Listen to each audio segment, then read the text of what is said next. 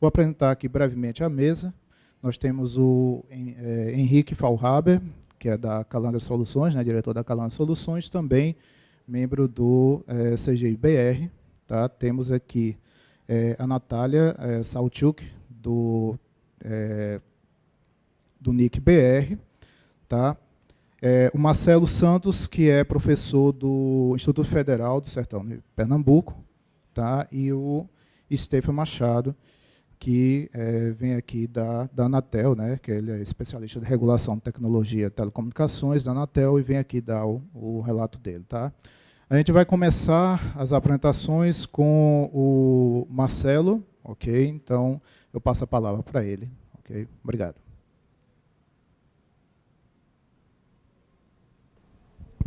Bom dia, pessoal.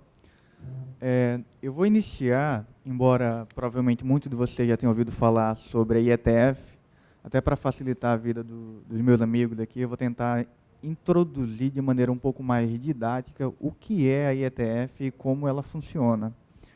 Deixa eu só passar aqui. Quando a gente fala sobre a IETF, é inevitável falar de padrões. Se a gente fosse resumir em uma frase o que a IETF faz, ela padroniza, né?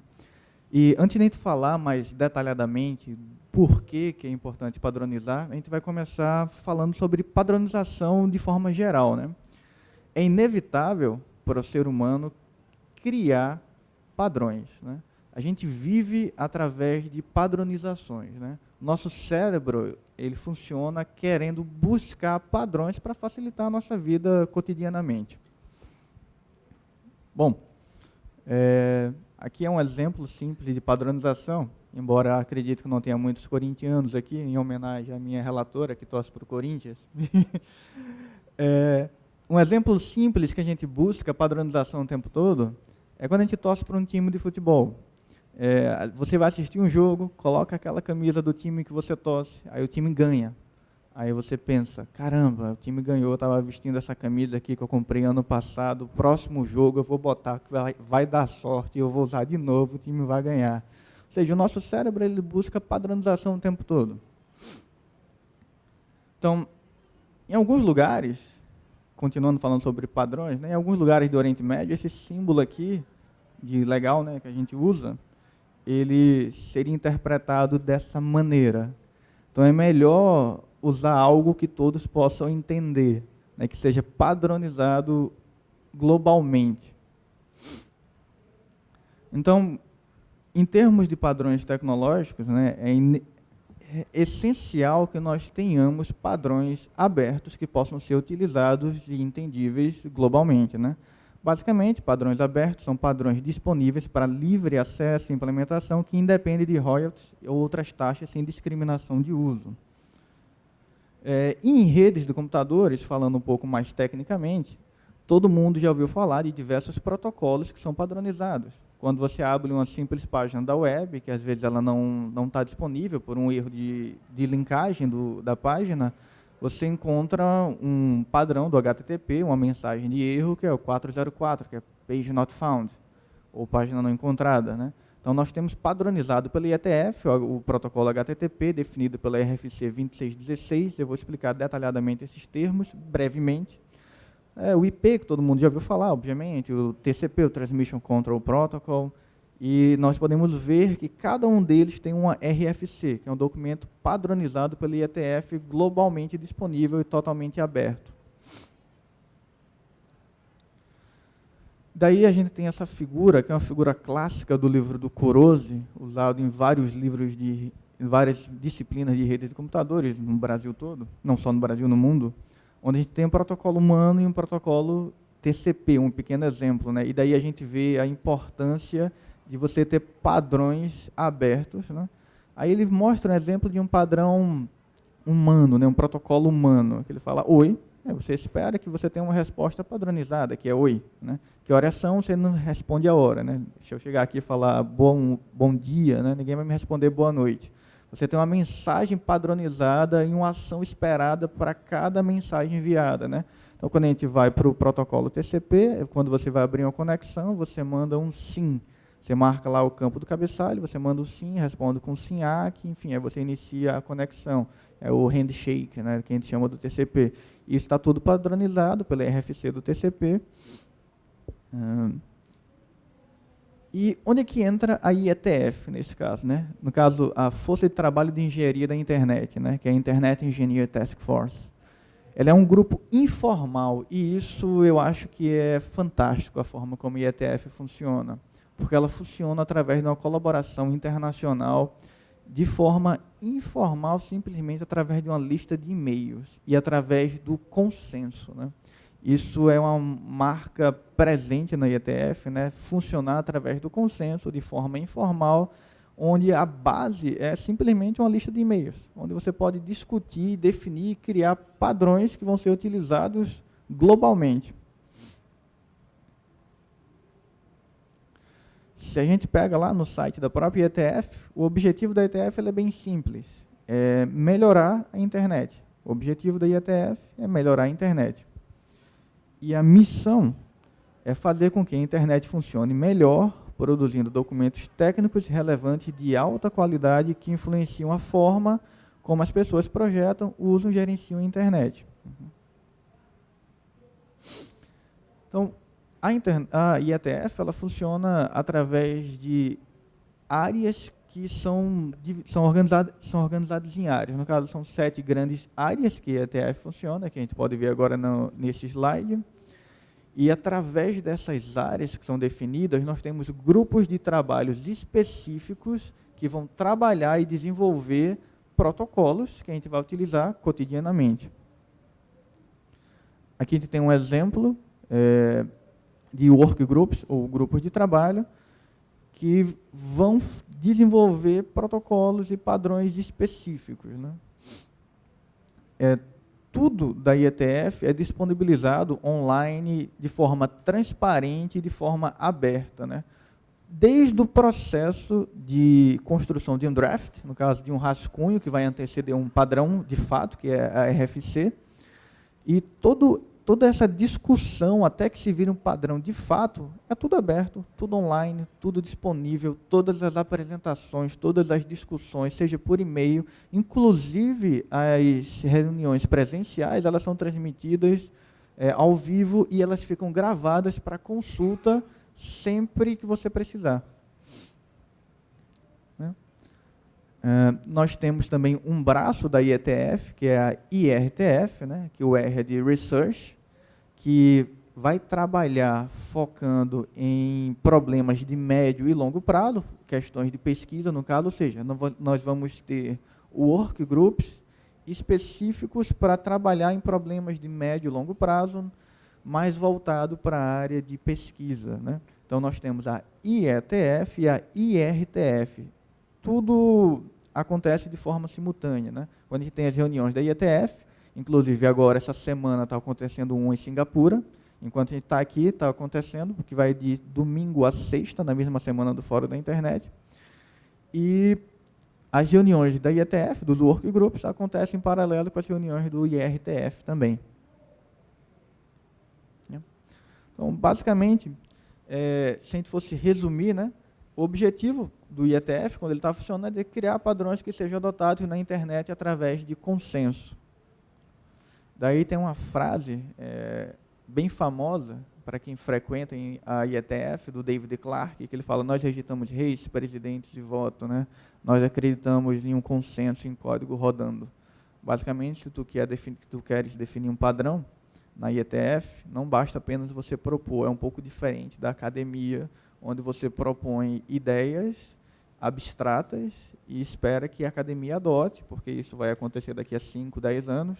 Na IETF, não. Tu precisa implementar, tu precisa ter o código, tu precisa mostrar que aquilo ali é viável e que aquilo ali seja aceito em consenso.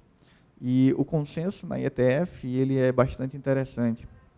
Para quem já teve a experiência de participar das reuniões da IETF, quando a gente está numa sala de um workgroup, que a gente precisa votar a favor de um padrão, a gente simplesmente, o chair pergunta se as pessoas na sala concordam com aquele padrão. Então, tem alguns segundos de silêncio após o chair falar, e a gente escuta Se a gente escuta muitos quer dizer que aquele padrão provavelmente ele é aceito pelo público que está naquele workgroup, que faz parte daquele workgroup. Depois o chair pergunta se tem alguém que não aceita aquele padrão, que discorda. Aí é o mesmo procedimento. A gente escuta na sala o e daí o chair, ele pelo ouvido, ele vai determinar se aquele padrão foi adotado ou não pela comunidade. Esse é o consenso da IETF, né? Obviamente que, além das reuniões presenciais, a gente tem as discussões por e-mails, que quando precisa se adotar um padrão, a gente faz o mesmo barulho, né? Mas a gente escreve, no caso, né? Faz é um pouco até engraçado, né? Quando eu conto isso em algumas palestras, o pessoal olha assim para mim, rapaz, não é possível que aconteça dessa maneira, mas é exatamente dessa forma. Então, o papel da IETF é fazer com que a gente colabore.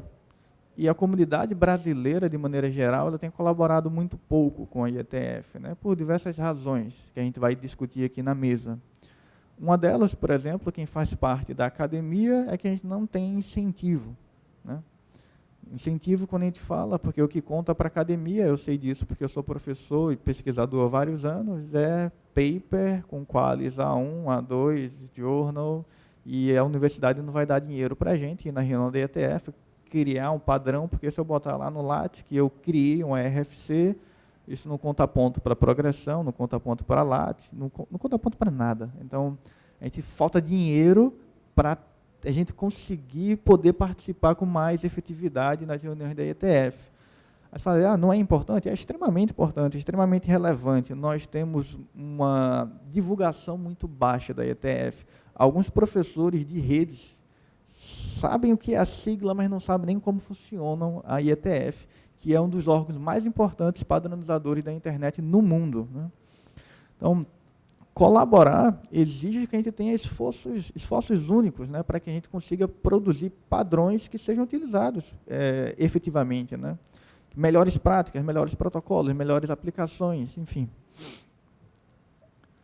Então, como que a IETF funciona quando a gente precisa se comunicar e conversar com a comunidade global, né? Basicamente, tem uma língua padronizada, que é o inglês, né? Todas as mensagens, lista de e-mails, etc., são trocadas em inglês, e as reuniões presenciais, embora a gente tenha gente do mundo todo, né? Eu participei de 8 reuniões, né? Desde a reunião 91 até a reunião 99, que foi a última em Praga. Aí você encontra gente do mundo todo, mas a língua padronizada é inglês. Obviamente que você sempre encontra alguém do Brasil, enfim, Portugal, ou sei lá, de qualquer lugar. Na última reunião, eu apresentei no workgroup de Network Management. Assim que eu terminei a apresentação, veio um cara do Japão falar comigo, não, a gente pode colaborar porque eu estou trabalhando numa linha próxima da tua. Enfim, o network é extremamente importante lá no IETF, né, essa colaboração, porque sem colaboração os padrões eles não vão progredir, né?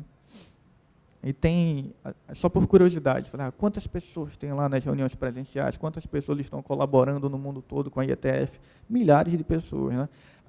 Cada reunião presencial, que são 3 no ano, nós temos cerca de 1.000 pessoas por reunião, um pouco mais do que isso, né? Obviamente que varia de lugar para lugar. Quando a reunião na Ásia, como aconteceu no Japão e na Coreia do Sul, a gente tem um número um pouco menor, mas sempre acima de 1.000. Quando foi na Argentina e geralmente nos Estados Unidos, nós temos aproximadamente 1.500 pessoas em cada reunião presencial. Daí, a gente quer sair daqui da sala e dizer, caramba, eu quero contribuir para a IETF, eu quero poder construir um protocolo utilizado por todo mundo, ou contribuir com algum protocolo que já está em discussão. Como que a gente faz, né? Você vai buscar uma área dentro de um workgroup que você acha interessante para poder colaborar. As discussões vão estar lá, o histórico, os drafts, os RFCs vão estar lá disponíveis. É só ler e começar a debater com a comunidade, né? As reuniões presenciais são 3 vezes no ano, em março, julho e novembro, geralmente são esses meses, né? E basicamente é isso. A IETF funciona dessa maneira, não tem nada muito além disso. O funcionamento dela é muito simples. E basicamente nós temos 2 tipos de documentos que são produzidos pela IETF, né, pela comunidade, são os drafts, né, são rascunhos, e RFCs, que é Request for Comments, né. Os drafts, eles basicamente são os antecedentes do RFC. Você quer propor um padrão, você propõe um draft. É um rascunho, que vai ser discutido pela comunidade e ele tem uma data de validade. Geralmente de 6 meses, 1 ano, e ele pode ser prorrogado se a comunidade achar que é válido prorrogar as discussões sobre aquele draft. Após várias discussões, você pode ter seu draft como um padrão. No caso, ele vai virar um RFC. Aqui é uma lista do Network Management Research Group, onde você simplesmente bota o teu e-mail, teu nome e começa a fazer parte da lista de discussão e a interagir com a comunidade. Isso funciona para qualquer workgroup. É muito simples para você fazer parte de um workgroup e acompanhar as discussões. Tudo na IETF é padronizado, obviamente, até o site, né? Se você vai lá na URL que tem próximas reuniões, ou clicar na reunião de novembro, que está acontecendo agora em Singapura, entre os dias 11 e 17 de novembro, e apenas trocar o número, você já acessa todo o histórico de reunião. Se você troca lá, número 100, que está lá na URL por 99, 80, 75, ele vai te dar todos os dados da reunião anterior, todas as listas de pessoas que faziam parte como participante daquela reunião presencial, e você consegue ver, inclusive, as próximas reuniões, onde vão ser, quais são as datas, etc. Aqui é um funcionamento da IETF, né? Essa foto eu tirei quando eu estava na reunião 98, em março desse ano, em Chicago. É uma Open Meeting da IRTF, onde é muito semelhante o que aconteceu aqui no Fórum da Internet ontem, né, na abertura. A gente junta um momento, reúne todo mundo, de todos os workgroups, e faz uma discussão geral. Nesse caso aqui, nessa foto, foi da reunião do research, da parte de pesquisa, né. Só por curiosidade, né, o estilo da IETF é muito semelhante ao Fórum da Internet, né. Você tem, da mesma maneira que microfones espalhados pela sala, mas diferentemente do ambiente acadêmico, onde geralmente você tem várias apresentações sequenciais e no final da apresentação alguém pergunta, lá não. Lá na IETF, como a ideia são discutir padrões de maneira mais dinâmica possível, a qualquer momento durante a tua apresentação, exemplo como essa minha apresentação aqui, já poderia se formar uma fila atrás do microfone, e são vários espalhados pela sala, onde o chair pede que eu interrompa a minha apresentação para que as perguntas sejam feitas naquele momento que surgiu a dúvida, para que haja realmente um debate para melhoria de um determinado padrão ou determinada tecnologia. E como participar das reuniões presenciais, isso é um problema para a comunidade que quer realmente participar efetivamente, porque o custo é alto quando você precisa ir para uma reunião da IETF, né? Geralmente a distância é grande e falta apoio das instituições, né? O CGI, especificamente junto com o NIC, né, tem feito um trabalho extraordinário para que o número de participantes brasileiros cresça efetivamente, né? Como eu falei anteriormente, né, unir a academia e a indústria, que boa parte das pessoas na IETF, elas vêm da indústria porque elas têm um interesse muito grande. Quais são os próximos padrões que vão ser utilizados na internet, né? Você vê, por exemplo, quando você pega os drafts de RFCs produzidos, e de quem são, a Cisco produz cerca, sei lá, de 40% das RFCs e drafts do IETF. Por quê? Porque ela tem um interesse muito grande em padronizar e vender os equipamentos, em utilizar a tecnologia que está sendo definida agora. E dentro da academia, né, isso é um pouco mais complicado. Tem alguém aqui da área da academia, aqui na plateia, ligado a alguma universidade, professor, etc. Eu acho que vocês já sentiram, né, que é um pouco difícil, se já tentaram conseguir algum incentivo para participar do IETF.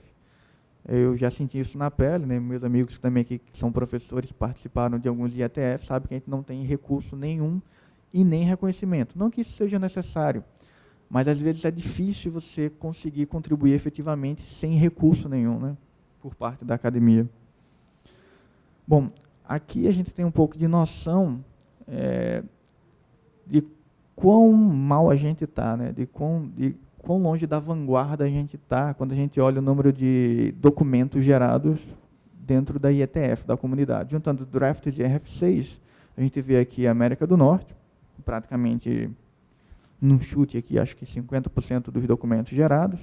Aí a gente vê a América do Sul, né, quase que não aparece ali no gráfico. Isso eu não falo de termos de Brasil, mas de América do Sul, né, Argentina, Uruguai, Paraguai, enfim. Todos os países da América do Sul, se você juntar a produção de número de documentos, é quase irrisória, né, comparado ao todo, né. Bom, quais são as iniciativas que nós temos aqui no Brasil que permitem que a gente colabore mais efetivamente com a IETF, né? Eu estou dando esse workshop hoje, graças a uma iniciativa do CGI, alguns anos atrás, onde eu comecei a conhecer efetivamente o que é a IETF, né? O CGI abriu um edital, acho que foi em 2014, para selecionar alguns projetos que seriam desenvolvidos dentro da IETF, né, com a colaboração em alguns workgroups, né.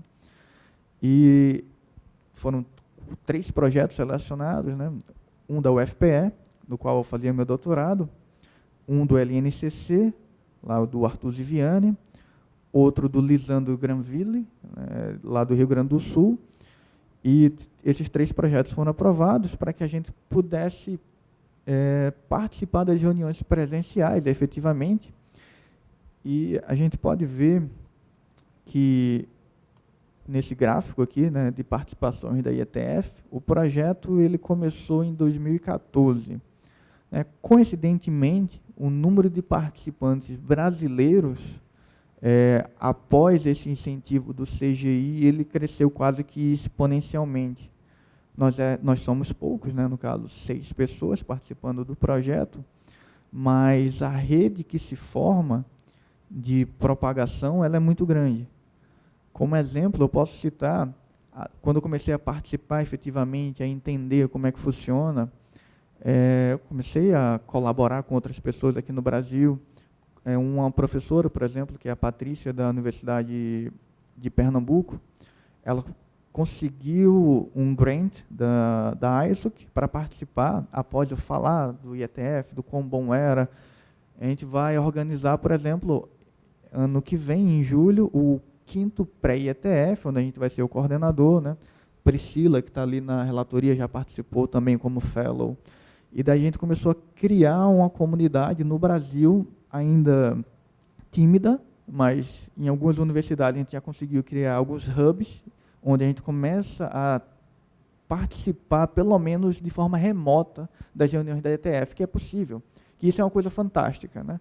Se você não pode viajar para participar das reuniões presenciais, você pode interagir através do chat, que ele abre em cada workgroup, você assiste ao vivo, você faz perguntas ao vivo para o apresentador, que está apresentando lá um determinado draft, determinada discussão. Aqui foi o pré-IETF, que aconteceu ano passado, na Mackenzie, né, dentro do CSBC. Como eu falei, vai ter o 5º pré-IETF, ano que vem, que é outra iniciativa que a gente tem para atrair mais pessoas para participar da IETF, né. Eu vou estar como coordenador do próximo pré-IETF. E quem quiser mais detalhes, né, dessa palestra, foi uma palestra introdutória sobre IETF, né, eu recomendo que leia o livro do Tal, da IETF, né, a gente tem vários livros disponíveis aqui, e daí eu vou passar a palavra agora para o próximo da banca. Obrigado, pessoal.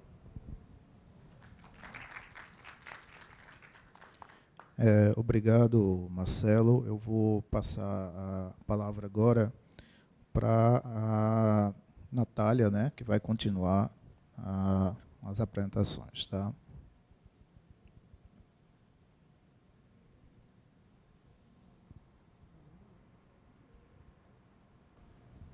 Alô? Agora sim.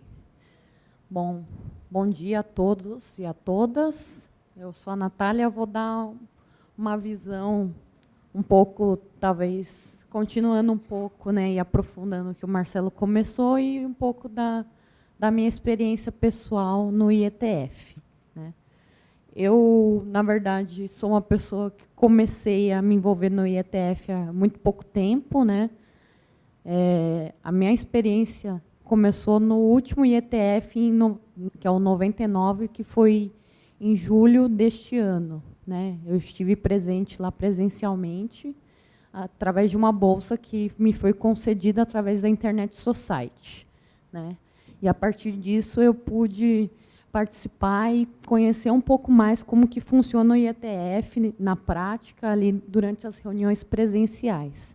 Aí eu trouxe aqui algumas estatísticas, só para a gente ter uma noção de quão grande é o IETF, né? Porque a gente está falando aqui, parece que é uma comunidadezinha, pequenininha, né? Com alguns nerdzinhos que estão lá tentando fazer alguma coisa, mas, na verdade, o evento em si, os encontros, as reuniões, elas são eventos muito grandes, que nem o Marcelo falou, de mais de 1.000 participantes, né? No caso do IETF lá em Praga, que foi esse de julho que eu estive presente, teve mais de 1.200 pessoas presenciais, além de todas as outras que estavam participando remotamente. Então, foi bastante relevante. São várias sessões ocorrendo em paralelo, cerca de 6 sessões, 6 salas cheias de gente, em cada uma delas discutindo diferentes tópicos, né?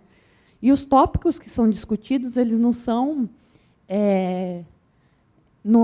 palestras que são dadas, né, na verdade. Lá tudo é muito baseado, como o Marcelo bem colocou, nos documentos, né, principalmente nos drafts, né, que são propostos através da comunidade.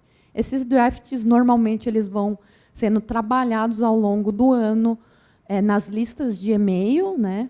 Alguém vai lá propondo e, às vezes, se junta uma pessoa, às vezes é um autor só, mas, enfim, vai sendo discutido e construindo isso ao longo do ano.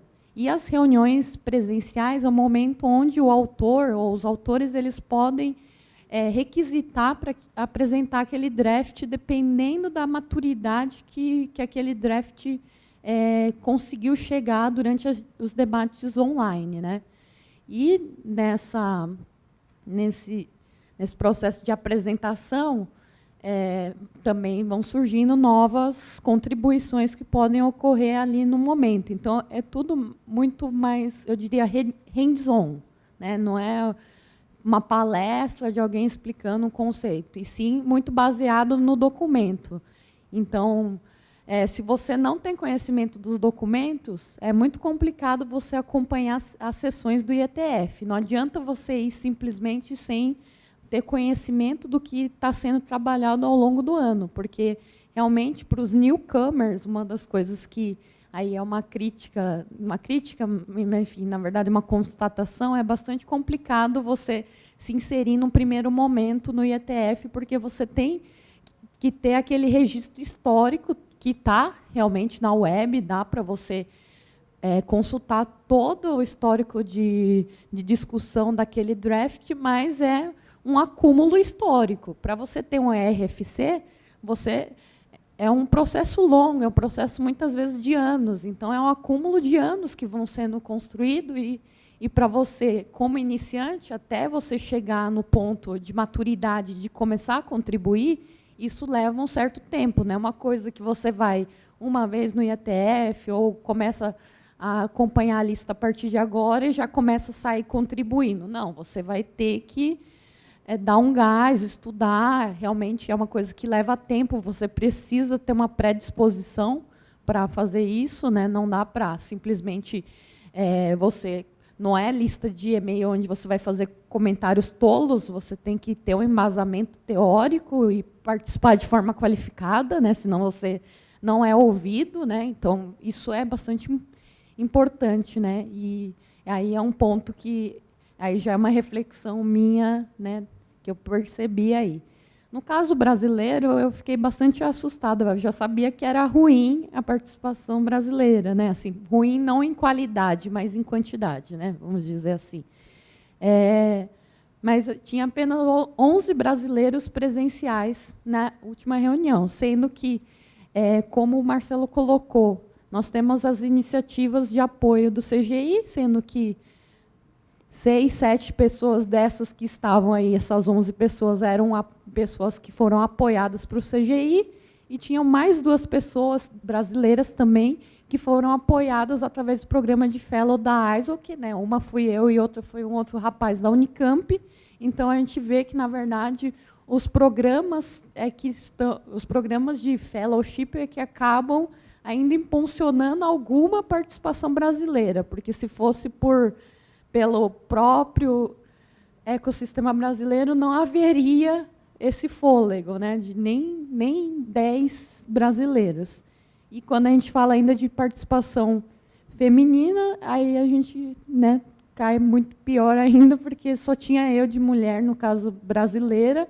No geral do IETF eu não consegui o número, né, mas é por volta de, no máximo, 20%, né, da participação. Então, quando a gente está pensando aí de equilíbrio.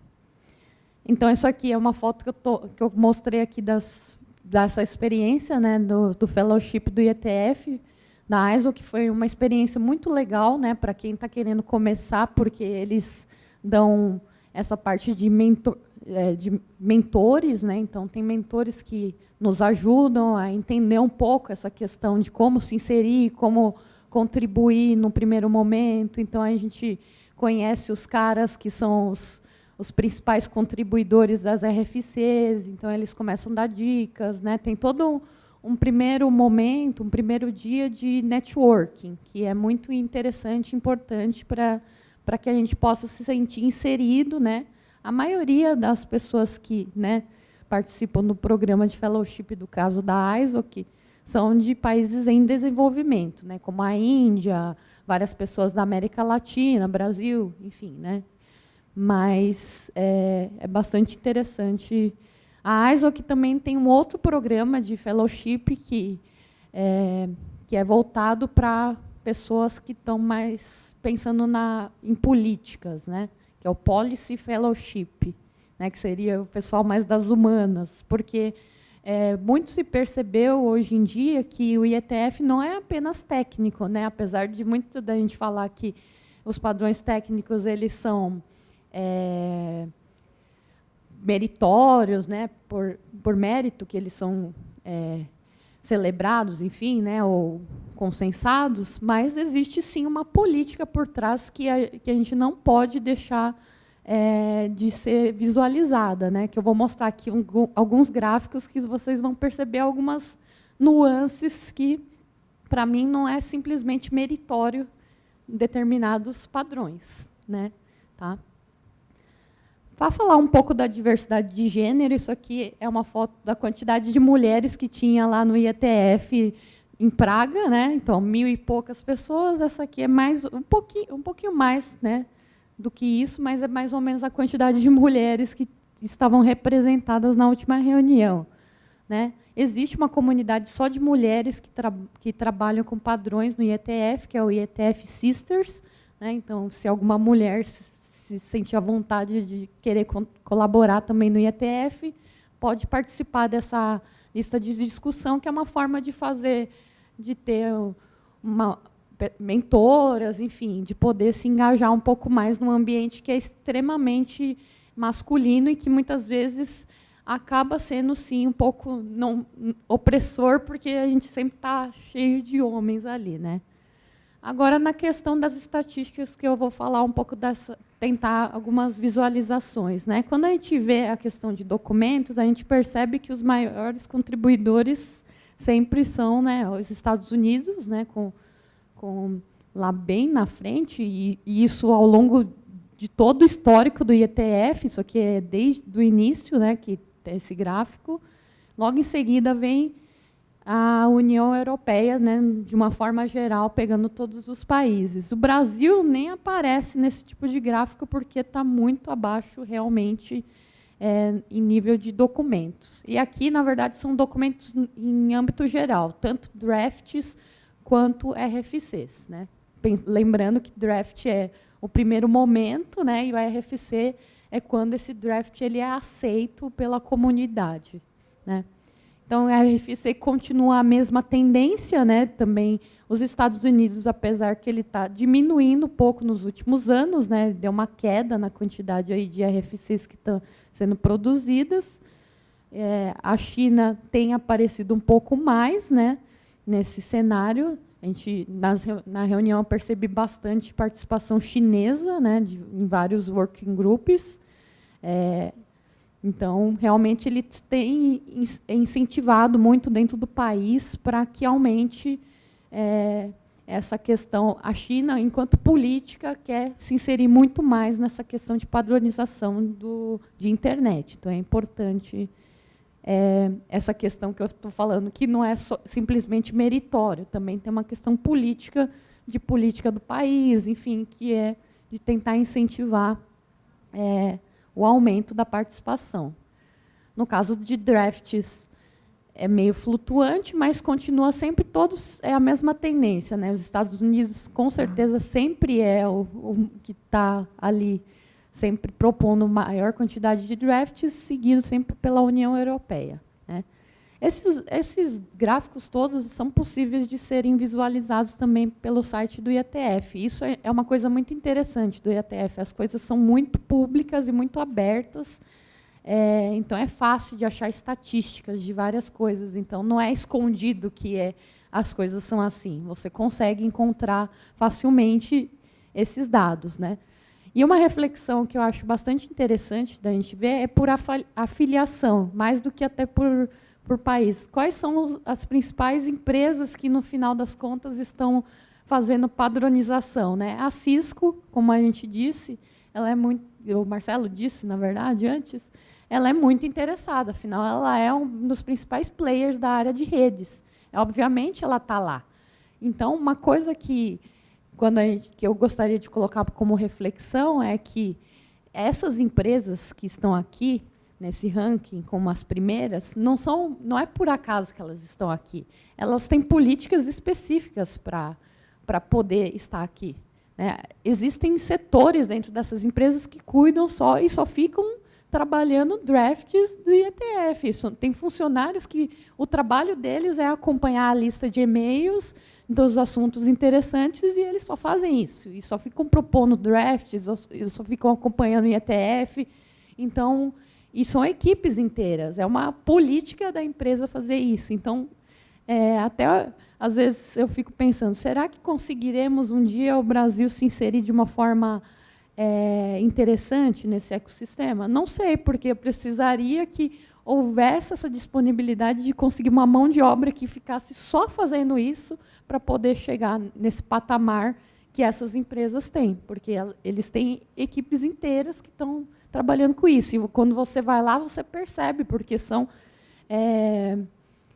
determinadas pessoas que são os principais autores dos RFCs. São sempre mais ou menos as mesmas figurinhas carimbadas que a gente sabe, fulano de tal, o tal, e etc. Então, isso é meritório? Sim, não estou tirando o mérito que esse cara deve ser bom, mas também tem a questão que ele tem tempo para ser bom, né? Se eu só trabalhasse, só acompanhasse o IETF, e isso fosse o meu trabalho, eu poderia colaborar muito mais, mas eu, enquanto estudante, enfim, trabalhando no UNIC e como estudante de doutorado, eu faço isso como uma coisa no meu momento livre, em alguns momentos que eu tenho para fazer isso. Então, eu uso, sei lá, 2, 3 horas no máximo da minha semana para contribuir. Então, eu vou contribuir muito menos, com menor qualidade, não vou conseguir nunca me equiparar a isso. Então, essa é uma reflexão que é importante trazer aqui, né, que, para o Brasil, acho que melhorar nesse sentido, a gente precisa encarar de forma séria. E fazer padronização, eu acredito que sim, é muito importante, né, porque a gente está vendo aqui, são empresas, maioria asiáticas e norte-americanas, que estão no comando dos padrões, que, no final das contas, vão direcionar todo como vai ser a internet do futuro, né? E a gente, infelizmente, o Brasil tem negligenciado bastante essa questão de como que a gente participa num foro tão importante quanto o IETF. Temos participação muito relevante no IGF, temos muita participação na AICA, mas no IETF nós não temos essa mesma inserção que a gente vê em outros campos, tá? Eu vou passar um pouco, né, meio rapidamente, porque aqui, na verdade, é mais ou menos um repeteco. por gênero, né? Como eu sou a mulher da turma aqui, eu achei que é importante discutir essa questão, né? Aqui, essa escala aqui, ela engana, porque é uma escala logarítmica.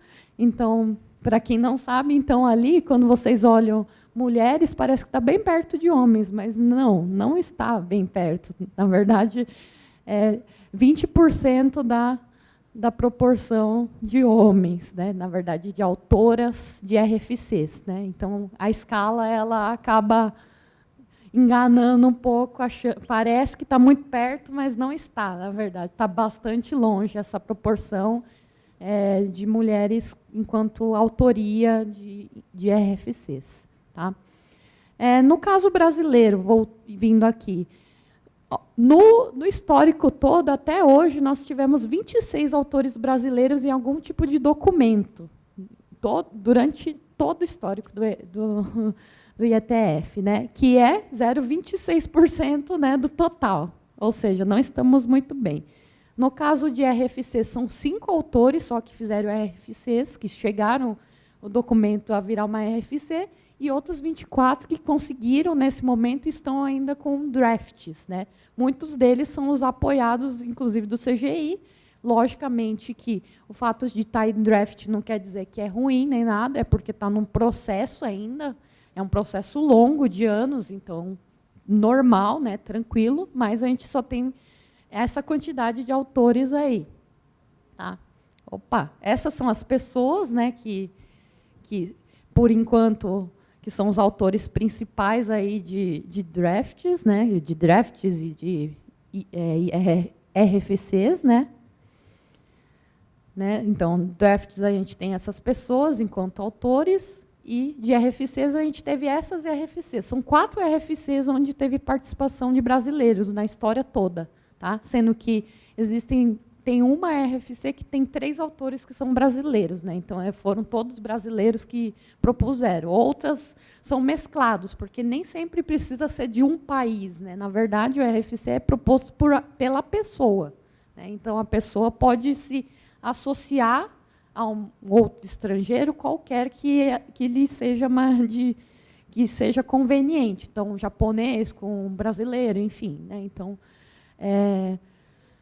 é interessante ver essa questão que a gente tem 4 RFCs que têm participação de brasileiros até hoje. Então, é outra reflexão que a gente tem que fazer. Eu, na verdade, já estourei meu tempo, pelo que me constava aqui da plaquinha, né? Mas, só para finalizar, né, as RFCs elas têm alguns modelos, né? Algumas são simplesmente informativas, né, e outras são mais de padrão mesmo. No caso das brasileiras, 3 delas são informativas, que são estudo de caso, boas práticas e etc. E apenas uma que seria mais, vamos dizer, uma proposição de alguma coisa mais de padrão mesmo. Então, a gente também tem essa reflexão do porquê a gente só consegue fazer uma coisa informativa e não tão propositiva. Né? Então, muito obrigado, e eu passo a palavra aí.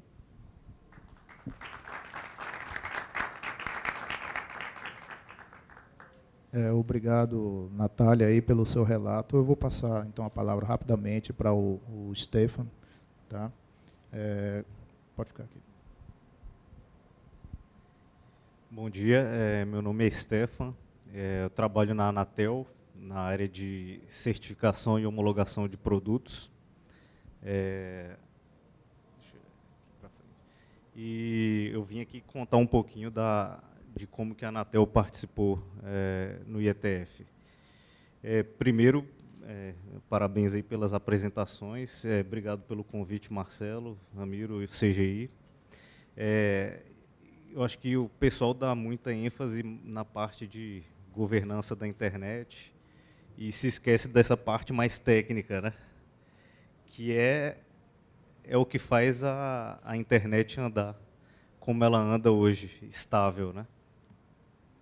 Então, para falar um pouquinho da nossa participação, eu tenho que falar um pouquinho do que a Anatel faz, né?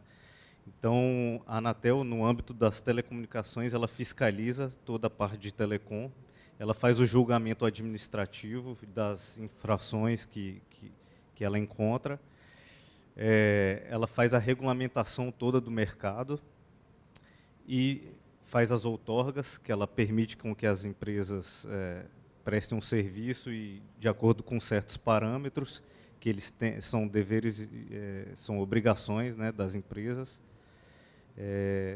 E também tem essa parte aqui que é bem técnica e muito importante, que é a certificação e homologação de produtos para telecom. Falando rapidamente de como funciona essa parte de certificação, eu coloquei aqui o fluxo, só para vocês entenderem. Quando um fabricante de um produto de telecom qualquer, um celular, por exemplo, ele quer vender o produto aqui no país, primeiro ele tem que ir lá em um OCD, que é uma instituição privada que a Anatel designou, para mostrar o que o equipamento tem e perguntar para o OCD quais os testes, quais as normas ele deve atender aqui do país. São requisitos técnicos, né?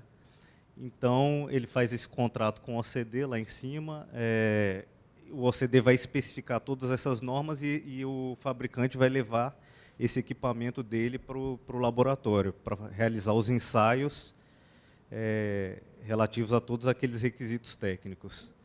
Aí, a partir daí, o laboratório faz a avaliação do equipamento, emite um relatório e entrega para o OCD. E o OCD vai avaliar se esse equipamento está conforme ou não, de acordo com os requisitos das redes brasileiras, né? Então, aí pode entrar a faixa de frequência de operação, requisitos de sinalização de protocolos, o próprio IPv6, que é o que eu vou falar mais à frente, que está muito ligado aí ao IETF, né?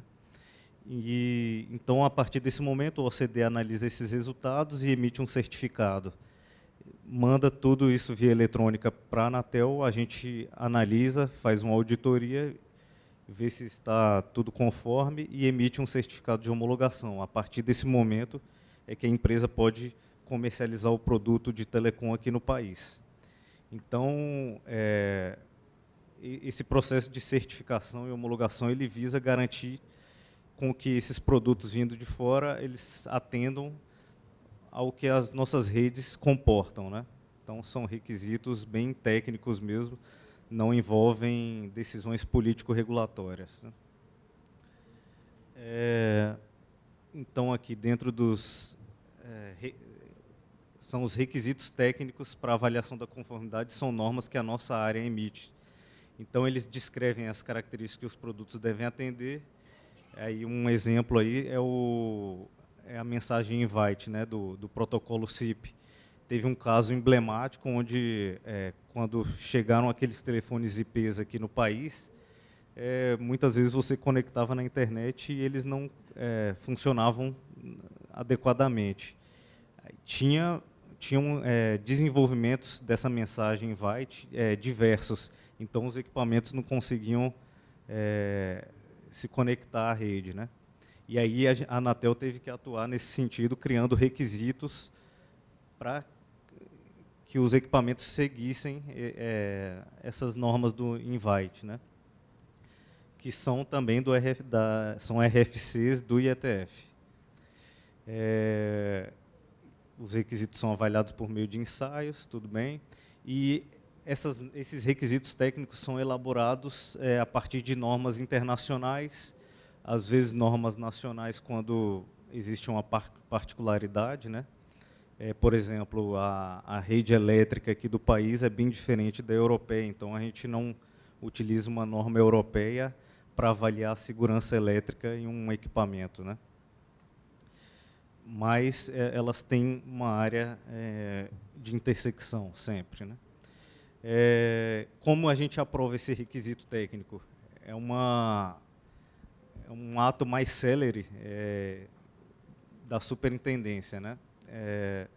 Então, não exige todo aquele longo processo de criação de uma resolução que passa pelo conselho diretor, que o conselho, sim, emite decisões que afetam, né, politicamente o mercado.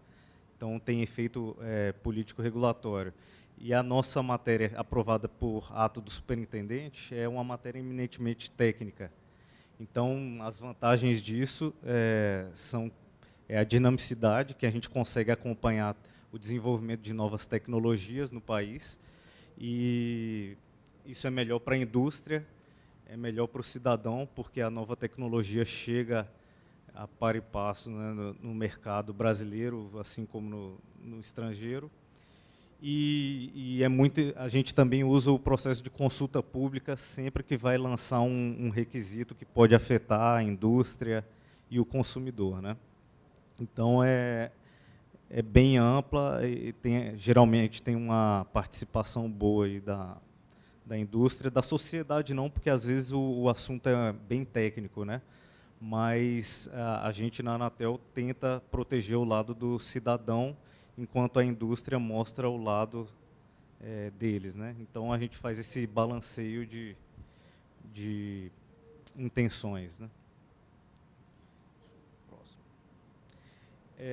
Dentro da Anatel, existem 4 comissões que discutem assuntos variados nesses fóruns internacionais.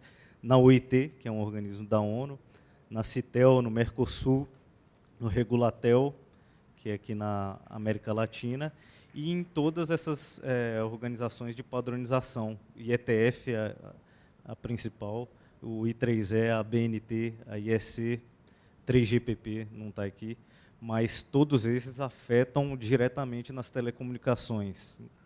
E por isso que existem essas comissões para a gente acompanhar esses trabalhos e já se antever as mudanças nas tecnologias, né?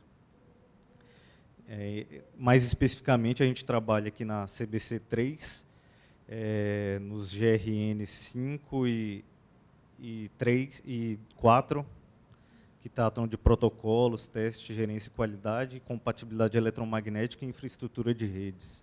E essas comissões aqui são abertas à sociedade também, está lá no site da Anatel, quem quiser participar tem que entrar em contato com o secretário de cada CBC, e justamente para discutir a matéria e levar a posição brasileira sobre o assunto, né?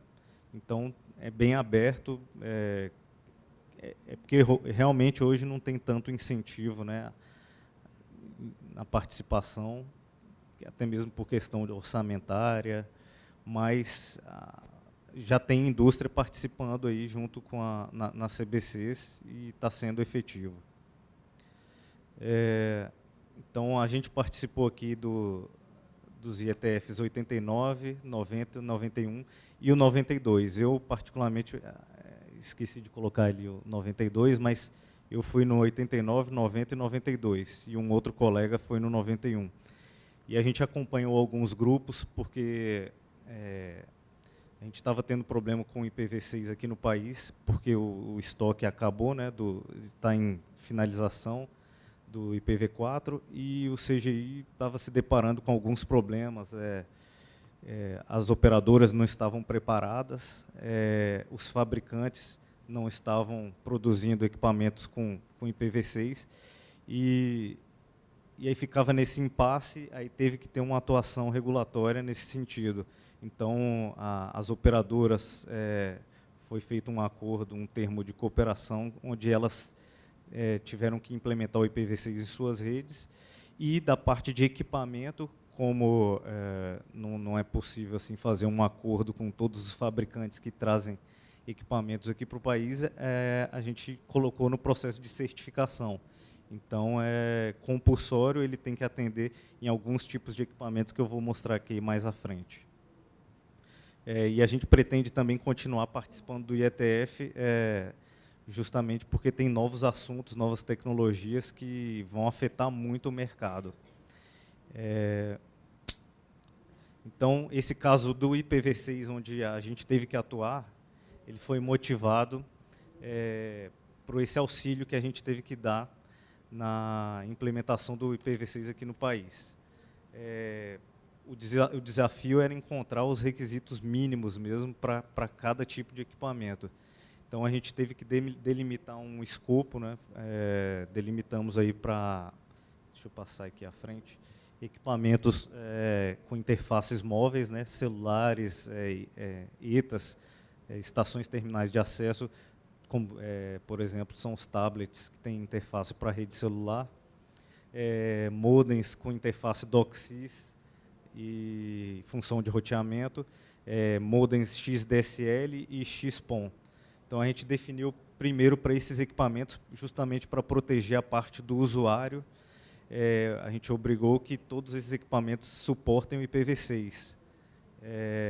E tudo isso foi só possível também porque a gente participou lá no IETF, a gente discutiu com os especialistas, Fred Baker foi um deles, né? A gente conversou com ele, colocou nossa proposta só para ver o que ele falava, né? Então, ele ajudou bastante, e além das experiências de outros países, né, nesse processo de transição IPv4 e IPv6.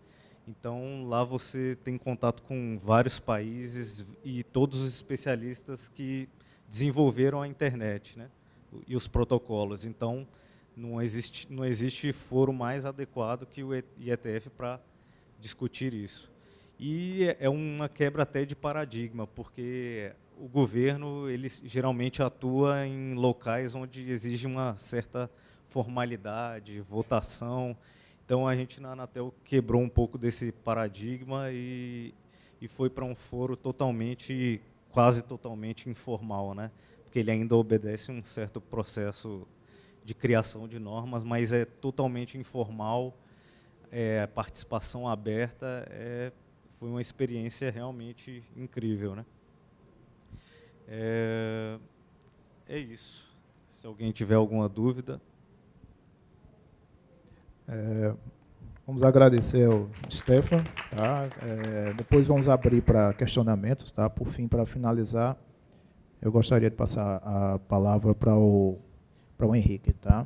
Para as últimas considerações. Bom dia a todos. Obrigado aqui pelo convite para participar dessa workshop que foi proposto aqui pela equipe do Marcelo, né? Eu sou, como foi dito, eu sou do setor privado, do setor da área técnica, do setor de software, e já ocupo há alguns anos uma cadeira no Conselho do Comitê de Gestão da Internet, representando o meu setor, dentro da representação que o setor privado tem lá.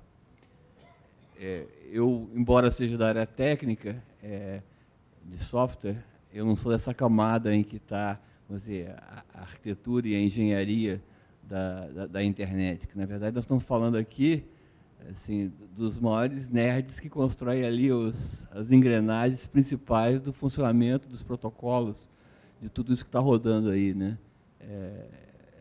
Que está rodando agora, e quando a gente fala de RFC, de novos padrões, de protocolos e padrões que ainda vão entrar no futuro. Quer dizer, o tempo entre uma RFC ser aceita e a sua adoção pode ser longo. Não necessariamente um padrão, ele só vai ser adotado na medida que a indústria o adota e ele recebe uma aceitação e, vamos dizer, ele encontra a demanda para o problema que ele quer resolver, né? Então, nós estamos falando, quando estamos falando de engenharia de redes e da IETF, estamos falando muitas vezes de implantações que estão 4, 5 anos à frente, que ainda não aconteceram, né? Eu tive minha primeira experiência com o IETF, vamos dizer, presencial, agora esse ano passado, que eu fui aqui no mesmo IETF que a Natália foi, em Praga, né? O IETF 99. E eu fui porque a gente, no Comitê Gestor, a gente fez em 2014 esse primeiro programa de incentivo à participação de brasileiros nas reuniões do IETF e nos grupos de trabalho. O IETF, na verdade, tem 3 reuniões anuais, que são sempre lugares bem distantes, né? Essa agora, dessa semana, em Singapura, a outra foi em Praga. Na América do Sul teve poucas. Mas, enfim, mas o trabalho não se resume, claro, como foi dito aqui, a participação nessas reuniões, porque as reuniões por internet, por e-mail, por newsgroups ocorrem o tempo todo. Esses grupos trabalham de forma permanente. E aquela reunião lá presencial, essas que tem 3 por ano, são para fazer um encontro, as pessoas trocarem algumas ideias sobre o estágio do trabalho delas. Por isso que a Natália falou, e isso eu também pude constatar, que é praticamente impossível se acompanhar uma discussão presencial no IETF se você não leu muito e se você não acompanhou aquilo que está se discutindo, porque está se discutindo ali, o detalhe do detalhe é realmente uma discussão ultra nerd, né? Mas eu fui lá porque, como a gente apoiou, e eu acho que foi um apoio, um projeto que deu certo, pela primeira vez em 2014, a gente fez essa chamada pública, que originariamente era para apoiar 3 grupos acadêmicos e 3 grupos empresariais, para aumentar a participação brasileira no IETF, que, como vocês viram, é muito baixa. Infelizmente, os grupos empresariais, das 3 vagas, só uma foi preenchida, e essa vaga preenchida ela não foi até o final, porque os critérios sobre a manutenção do proponente ao programa eram muito rígidos, que não só eles tinham que ir nas reuniões presenciais, como eles tinham que colaborar dos grupos. E o fato das empresas brasileiras, até a empresa brasileira que foi, não é nem uma empresa brasileira, a empresa está lá no Brasil, é uma empresa internacional. Mas o fato das empresas instaladas no Brasil ou brasileiras não colocarem funcionários dedicados exclusivamente a essa questão dos estudos dos protocolos e a questão de engenharia de redes, fez com que essa única empresa instalada no Brasil não mantivesse o apoio até o final do programa. Ela saiu no primeiro ano, ao passo que o grupo aqui, que o Marcelo participa, foi até o final, ele terminou essa última reunião, que ele foi em Praga, foi a última do grupo, e os outros 2 grupos acadêmicos também conseguiram terminar de forma bastante satisfatória a participação no IETF, e por causa disso, eu fui a Praga, né, e nós estamos estudando a renovação desse programa. Quer dizer, eu estou feliz que estão aqui a Tanara e o Percival, que são colegas aqui do Comitê Gestor, do terceiro setor, mas muito envolvidos na questão do desenvolvimento de tecnologia. Na verdade, nós estamos aqui considerando que o projeto venceu agora em 2017, uma extensão do projeto, isso ainda vai ser submetido ao Conselho por mais 3 anos, para dar continuidade a, vamos dizer, essa tentativa de inserir a comunidade brasileira, vamos dizer, nessa necessária discussão, vamos dizer, dos detalhes mais profundos do funcionamento da internet. A reflexão que eu faço, eu venho do setor privado, né? A reflexão que eu faço é que, naturalmente, a gente vai abrir para o setor privado novamente, mas talvez a gente tenha vacância e até mesmo insucesso, como foi o caso da primeira chamada. Mas a gente deve abrir para o setor privado novamente, mas dessa vez nós vamos propor que, caso haja vacância, que a gente dê um maior número de vagas para o setor acadêmico, uma vez que o aproveitamento do setor acadêmico, vamos dizer que foi 100%. Quer dizer, que quem começou terminou, gerou, como o Marcelo mostrou, uma participação maior brasileira, embora presencialmente nem tanto, porque depende do auxílio para a viagem. Uma viagem dessa custa R$10 mil, entre passagem aérea, diárias, etc. Então, mas mesmo assim, mesmo não tendo uma presença brasileira muito grande por causa da falta de apoio, vocês viram que o número de brasileiros participando de documentos e de grupos, mesmo que remotamente, pelo trabalho que eles estão fazendo no sentido de divulgar o IETF dentro da comunidade acadêmica, está fazendo que a participação brasileira aumente, né? Então, o programa, a gente vai propor que o programa continue. Tá? Sobre a questão empresarial, que realmente a gente lamenta que não exista, de maneira, vamos dizer, quase que genérica, pesquisa e desenvolvimento para pessoal trabalhar full-time nessa questão de protocolos, porque aqui a indústria... Nós estamos falando basicamente da indústria de quem mexe com redes, né? Equipamentos e vamos dizer, infraestrutura de redes, né? Os fabricantes brasileiros, de maneira geral, estão mais preocupados em implementar os padrões do que pensar os padrões que vão ocorrer daqui a 5 anos, né? Então, a dedicação dessas, vamos dizer, dessas empresas a essa pesquisa mais de ponta é pequena. Então, eu, como academia, ela tem como, vamos dizer, objetivo estar ali no leading edge da tecnologia, ela, vamos dizer, tem recursos humanos e tem, vamos dizer, como missão acompanhar esse tipo de assunto, embora não acompanhe tanto quanto acho que deveria acompanhar. E a gente acha que, numa parceria universidade-empresa, que aí não depende só do CGI, depende de MCTIC, Ministério da Educação, etc., você possa, mesmo que a empresa instalada no Brasil ou brasileira não dedique sua pesquisa e desenvolvimento para alocar cientistas full-time, pesquisadores full-time nessa tarefa, pelo menos se beneficie pela geração de recursos humanos de alto nível que entendam a fundo o que está acontecendo, né? Porque quando a gente não desenvolve o padrão, é claro que, não vou dizer que os profissionais que estão nas empresas, que muitos vieram da academia, não sejam bem preparados, mas eles certamente estão num patamar de conhecimento e vamos dizer, de conhecimento dos problemas futuros muito aquém daqueles países que colaboram definitivamente no desenvolvimento da internet, vamos dizer, nos fabricantes que estimulam a criação de padrões, que tem em sua equipe as pessoas que estão, vamos dizer, são as pioneiras de novas tecnologias, né? Quando a gente está falando de novas tecnologias, vocês estão falando de internet das coisas. Uma das reuniões que eu participei lá agora em Praga foram relacionadas aos padrões novos para a internet das coisas. Quer dizer, o que está se pensando lá no IETF são protocolos que vão entrar, como eu disse, em vigor ou vão entrar em operação daqui a algum tempo, mas que são fundamentais, porque o que se chama de internet das coisas, hoje, muitas vezes não tem os protocolos de internet, porque o mercado, na verdade, está preocupado em fazer com que as coisas falem umas com as outras, né, e a gente tenha acesso a elas, mas o mercado é tão rápido que muitas das soluções que estão aí são proprietárias. Então, o que o IETF está trabalhando para que, na verdade, daqui a alguns anos, o que a gente chama de internet das coisas, na verdade, seja internet, porque não é. Muitas das coisas que a gente está vendo aí são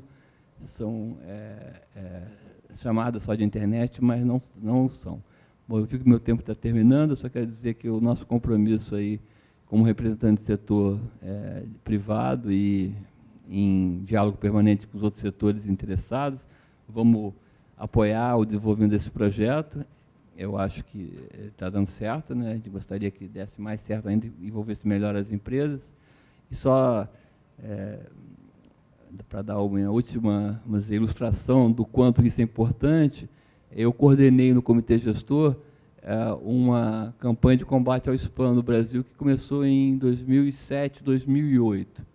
Que terminou agora em 2012. Tem um livro que a gente publicou que conta como é que a gente fez com que o Brasil deixasse de ser o primeiro ou segundo maior emissor de spam no mundo como país e passasse a ser o 30º por conta de uma implementação de uma RFC.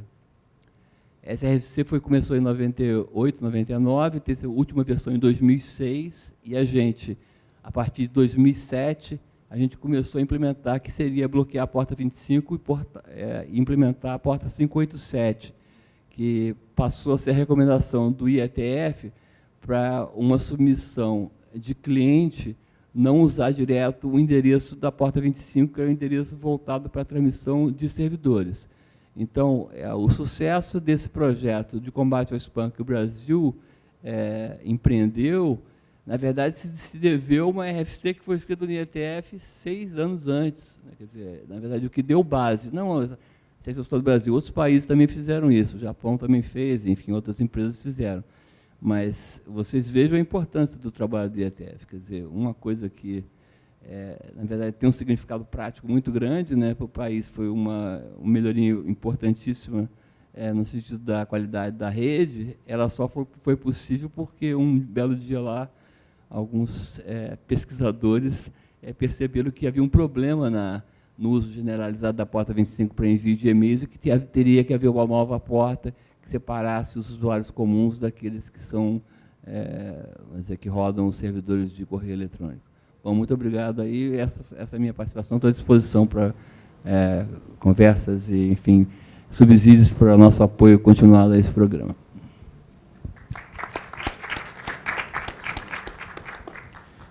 Obrigado, Henrique. A gente tem aí alguns minutos, né, para perguntas, comentários, questionamentos, né? Por favor, aí, quem quiser, se dirija ao microfone, se identifique aí para a gente, né? A instituição, o Estado, por favor. Oi, eu sou Percival, eu sou conselheiro do Comitê Gestor de Internet do Brasil e sou presidente da Associação Nacional para a Inclusão Digital. Bom, como o Henrique falou, eu represento o terceiro setor, mas eu sou físico também e sempre estive envolvido nessa área técnica. E algumas vezes a gente sente alguma dificuldade de fazer a tradução, né? Mesmo nos ciclos de debate, porque se debate muita coisa, estava na sala vizinha agora, o pessoal debatendo espectro e tudo, e às vezes o debate teórico na comunidade técnica já, às vezes, é muito difícil você implementar na prática, né? Quando você chega, por exemplo, eu estava vendo a questão do espectro, por exemplo, você diz, não, vamos usar rádio cognitivo, não sei o que, na prática você vai olhar, mesmo nos rádios licenciados, cerca de 40%, 50% do espectro usado são de forma clandestina tal, e, enfim, no papel uma coisa, lá é diferente. Eu quero falar sobre essa questão da participação no IETF, que às vezes a gente acha muito difícil a comunidade se envolver e tal. Eu acho que o problema maior está na divulgação, está na forma como você faz para seduzir as empresas a participarem. Eu passei 8 anos no Inmetro, e lá a gente tinha uma aproximação muito grande com essa questão de acreditação, de certificação, e a participação hoje na ABNT para as empresas brasileiras é muito grande. Tem empresas que participam da ABNT, mas por quê? Porque o resultado concreto está ali na frente.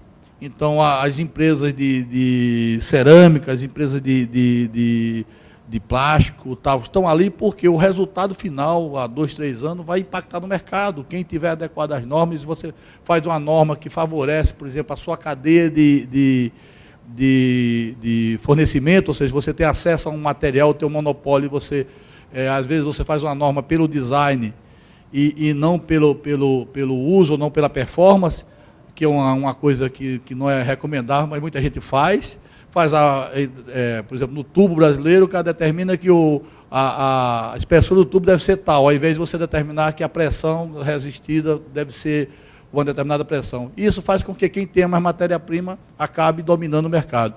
Por que eu falo isso na questão do ETF? Falta, muitas vezes, essa tradução. Então, há recursos, por exemplo, hoje a FINEP, o CNPq, ele tem recurso que financia, por exemplo, um doutor para trabalhar numa empresa. Ele paga uma bolsa para o cara trabalhar dentro da empresa. Então, às vezes, falta a empresa perceber o que é que uma norma, o que é que a participação de uma norma faria com que ela pudesse sustentar, pelo menos, ou defender o seu mercado. Então, eu acho que uma questão do CGI, né, além de discutir essa coisa de fomentar e pagar para alguém, é também trazer as empresas e mostrar uma realidade que, às vezes, muita empresa não consegue ver porque ela está muito focada no dia a dia. Ela não consegue, por exemplo, alguém faz uma feira, e se você vai colocar estudante, o cara que está vendendo o produto, ele acha ruim, porque vai ter um estudante que vai comer minha balinha que eu coloquei lá, porque ele não acha que, se ele falar para o estudante hoje conhecer o produto, daqui a 3 anos o estudante vai estar no mercado e vai falar bem do produto dele. Então, essa visão de longo prazo, essa visão estratégica, eu acho que é uma das funções do CGI para tratar com a sociedade. Nós somos o único espaço hoje no Brasil, multi-stakeholder, onde nós teríamos, em tese, essa oportunidade. E, muitas vezes, infelizmente, perdemos o processo. Às vezes, um setor tenta capturar um determinado fórum, um determinado espaço de discussão, e não traz todo mundo a discutir coisas importantes como essa, que é a participação do ETF. Queria parabenizar o Marcelo, né? Acho que a primeira vez que a gente se viu foi lá em Pernambuco, quando começou, dentro da SBC, um processo de pré-IETF. Eu acho que esse pré-IETF fez com que algumas pessoas, pelo menos umas 10, passassem a acompanhar. Eu acho que mais ações como aquela precisava acontecer. Né? Então, essa questão... Inclusive, o ETF, você pode participar, você está lá, você tem a questão da participação remota, a maior participação do ETF, ela acontece no dia a dia, nos grupos de trabalho, na discussão, no conhecimento do que está sendo feito, no entendimento da internet. Agora, infelizmente, esse é um entendimento meio que você precisa olhar para o futuro. Se você não estiver hoje na Califórnia, você não consegue enxergar direito esse futuro. Mas é preciso a gente fazer isso, porque aí não pode ficar sempre à mercê da Califórnia. Estou falando do Brasil todo, o Brasil com política de Estado, com o Anatel e tal. Então, esse esforço precisa ser feito. E é isso que eu queria deixar aqui para vocês. E a gente ver se a gente, além do fórum, a gente passa a tratar o ETF, assim como a webconferência, com muito mais, um olhar muito mais atento, né, do que a gente está fazendo hoje, quando a gente fala sobre essa questão de governança da internet. O cara se forma numa escola de uma semana e acha que já está, vai para as cabeças, vai para as pontas, acha que já está entendendo a internet e tal, porque fica nessa discussão aqui, é uma discussão muito superficial. Na hora que você não discute, por exemplo, questões hoje, o couro está comendo na questão da web, os DRMs, a questão dos blockchain e tal. A gente discute, porque blockchain, porque DRM, porque é a questão da jurisdição, o ordenamento jurídico nacional, o Estado brasileiro, do ponto de vista de regulamentação e tal, está perdendo força. E você tende a, se não discutir com antecedência, na hora do confronto, você ir para os extremos. Ou você vira numa posição russa, numa posição chinesa, ou você fica ultraliberal e perde os espaços de jurisdição de Estado. Então, são tantas coisas, e é tão multidisciplinar essa questão, que não dá para você discutir ETF sem discutir direito. Né? E um dos defeitos, inclusive, que tem a nossa comunidade técnica é que, estava falando hoje de manhã, discuta as coisas e vai fazendo. Eu vou fazendo, tive uma ideia, eu para frente. Se aquela ideia, daqui a 6 meses, daqui a um ano, for detonar com todo o mercado, o problema não é meu. Porque... Então, às vezes, falta alguém que até não seja tão técnico, tenha uma visão mais política, uma visão mais sistêmica, para poder mediar essas situações. Então, a mediação entre o técnico e o interesse, coisa que a regulamentação, a avaliação de conformidade procura fazer, é preciso ser entendida, e essa participação é muito importante nesse sentido. Desculpa a intervenção muito longa. Tá, ok, obrigado. Alguém da mesa gostaria de se pronunciar a respeito sobre o que foi falado? Bom, temos mais alguém da audiência querendo contribuir? Por favor, se identifique. Olá, bom dia. Eu sou Sávio, sou estudante universitário, curso de Tecnologia da Informação na Universidade Federal do Rio Grande do Norte, e queria saber mais a respeito da área acadêmica, principalmente do programa de incentivo, como é que ele funciona, se ele incentiva, por exemplo, programas de pós-graduação, stricto sensu, mestrado, doutorado, com pesquisas específicas em cima para criar novos padrões ou esse tipo de coisa, ou pessoas que tenham pesquisas na área que se submetam ao programa, se existe o estímulo a professores a criarem editais de mestrado com pesquisas de novos programas, enfim, esse tipo de coisa. E uma segunda pergunta, que é a respeito do passado e da questão atual, em cima de quais workgroups a gente tem brasileiros trabalhando hoje em dia. Henrique, você... eu acho que eu posso responder parte da pergunta, a primeira pergunta particularmente. Acho que a segunda pergunta precisa ser melhor respondida pelo Marcelo, que está participando lá do IETF, dos grupos de trabalho. Provavelmente a gente vai repetir a chamada feita em 2014 e 2017. Então, eu poderia te fornecer uma cópia da chamada, para você entender como é que foi feito, porque foi muito bem desenhada, né, pelo pessoal acadêmico e deu certo, né? Então, a gente deve repetir ela mais ou menos na mesma linha. Então, o incentivo que foi dado para o aluno, que deve estar cursando, acho que desde a graduação, né? Não é mestrado, né? Eu acho que os proponentes eram para mestrado. É mestrado, doutorado e seu orientador, né? Então, alguém do setor de redes, né, ligado à tecnologia da informação, particularmente setor de redes, e que, dentro do seu trabalho de projeto, né, seu trabalho de pesquisa, estejam envolvidos alguns dos assuntos que são tratados nos grupos de trabalho. Grupos de trabalho eu não sei, mas são milhares, né? O ETF tem milhares de grupos de trabalho. Então, na verdade, se o teu projeto de pesquisa e você tem um orientador que está tratando de assuntos relacionados à rede, que estão se encaixando em algum grupo de trabalho da ETF, essa bolsa incentiva, através nesse projeto eram 9 viagens, participar das 3 reuniões internacionais que acontecem a cada ano no IETF, durante 3 anos, porque é um projeto de longo prazo. Você, em um ano só, você não se engaja. Então, o projeto é uma bolsa de 3 anos para participar de 9 conferências internacionais e que tem como contrapartida você participar do grupo de trabalho em tempo, não integral, mas com dedicação, porque se você só viajar, na verdade, você não vai conseguir participar. Você vai ter que participar das reuniões de grupo que acontecem online, né? Basicamente é isso. A gente pode te arrumar uma cópia, acho que deve ter na página do próprio CGI, mas depois a gente pode procurar, para você já se preparar. A gente pretende lançar, a gente não vai lançar esse ano, que não vai dar tempo. A gente vai aprovar isso ainda, agora na próxima reunião, provavelmente, e deve lançar ainda no primeiro trimestre de 2018. Então, mas acredito numa modalidade muito semelhante à modalidade que foi feita em 2014, porque é um projeto todo bastante, que tem toda uma avaliação para poder escolher as pessoas certas e depois um acompanhamento. Enfim, foi uma coisa muito bem feita. Tá, complementando a resposta de Henrique, né, o incentivo que o CGI dá, o ideal é ler a antiga chamada, que eu acredito que vai ser semelhante à próxima chamada, né, para você entender mais ou menos como é o modelo. A disponibilidade é pública, né? Se você pesquisar IETF, CGI, acho que é do edital, é um dos primeiros lá na busca. Respondendo à segunda pergunta, né, o IETF ele tem centenas de workgroups. É difícil dizer exatamente quais tem brasileiros, assim. Mas assim, os que eu me recordo, os que eu trabalho, obviamente, né, tinha o de SDN, que é de Software Defined Network, que acabou sendo fechado recentemente. Aí tem o de Network Function Virtualization Research Group, que é um grupo de pesquisa do IETF, no qual eu trabalho também.